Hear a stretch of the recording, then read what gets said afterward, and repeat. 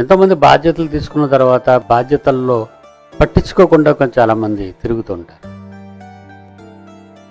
మీరు నాగటి మీద చేయి వేసిన తర్వాత, అంటే దేవుని పని మీద బాప్తిస్మం పొంది దేవునిలోకి వచ్చిన తర్వాత నుంచి కూడా మీరు దేవుని పనిలో ఉండాలి. ఇలాగే చాలా కాలాన్ని మీరు నిర్వీర్యం చేశారని నాకు తెలుసు. బాప్తిస్మం చాలామంది తీసుకుంటున్నారు.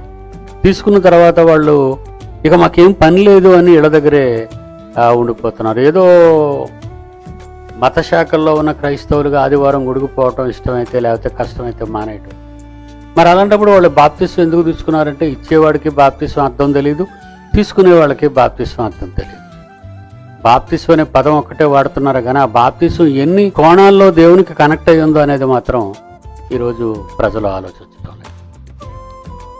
ఎందుకంటే కాలం సమాప్తం అవడానికి సిద్ధపడుతుంది.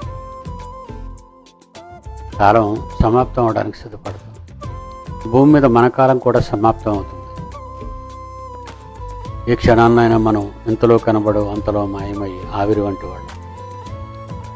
కనుక మనం ఎప్పటికప్పుడు దేవుని పట్ల తీసుకునే ప్రతి నిర్ణయాన్ని మనం చేయగలుగుతున్నామా లేదా అనేది కూడా మనం ఆలోచించాలి జాగ్రత్త.